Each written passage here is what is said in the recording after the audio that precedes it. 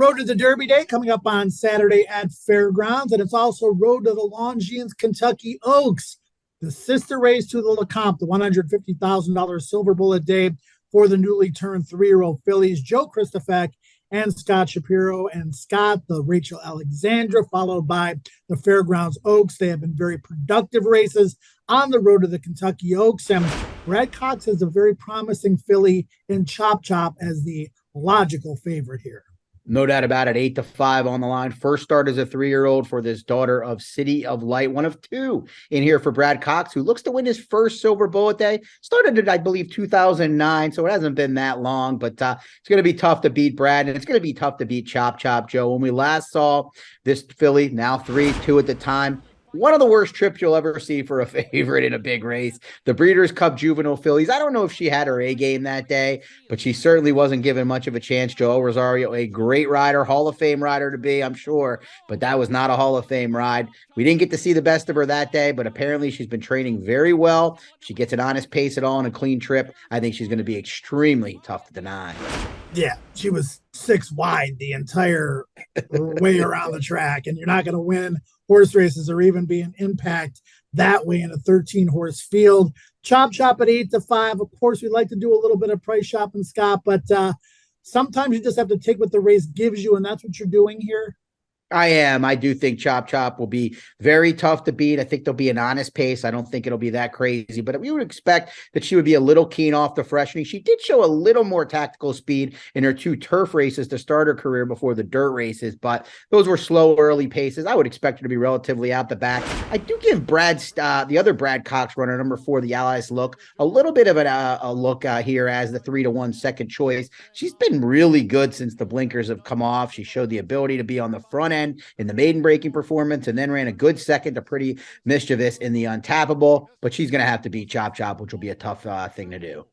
Well, Scott, the Alice look, I think, kind of is what she is at this point. She's pretty good. She can win this race. I think Chop Chop obviously has a ton of upside. One filly that's kind of a mystery in here of just the one race and the romping win on debut, Forest Chimes for Jason Barkley. Now, that was kind of a funky, sticky, muddy, peanut buttery track the day that she won. But I'm going to take it at face value. She looked really good doing it. She had a little bit of an uncomfortable trip. She responded on the turn while hung 6 wide, had aim late, blew their doors off, and I really like the gallop up from this 3-year-old daughter of Tonal. As Barkley's stable, seems to be taking it to a new level in recent months. She draws the outside post, which could allow her to have a cleaner trip. That was visually extremely impressive. One of the first things when I landed in New Orleans was asked you about the racetrack that day in the field, because Barkley, not known for winning at first asking at all. It's definitely difficult to win a 2-turn race of any sort first time out of the box. And she did it for absolute fun. And we'll see how good she is. You would expect Corey Landry to angle over early and come running late like he loves to do. I have the top docile, who was second in her juvenile campaign in the Breeders' Cup Juvenile fillies. Yeah, I don't see a ton of speed in here. I don't know if that compromises either of our top picks, because sometimes the best horses are just the best horses. But Hey, You Never Know has some speed. Amber Cascade has a little bit of speed, but I don't expect the pace to be overly taxing in here. Yeah, I also think maybe Nora G from the inside, 3 sprint races, Louisiana bred, trying to open company, big step up, hasn't gotten out of the gates well at all. But she's a sprinter stretching out. She's on the inside. If she breaks, you would expect veteran Deshaun Parker to send. She might be the one that decides whether this pace is hot. If not, I think the Alice look could sit just off the pace and beat her stablemate. All right, Scott's going to go with Chop Chop on top in the Silver Bullet Day. I like her as well, but I'm going to go to Forest Chimes, hoping for a much better price on the win side of things. The Silver Bullet Day goes off as race number 12 on the 14-race card on Saturday's Road to the Derby Day card at the Fairgrounds. And don't forget, it's part of the late pick 5 sequence and a great promotion at Twin Spires.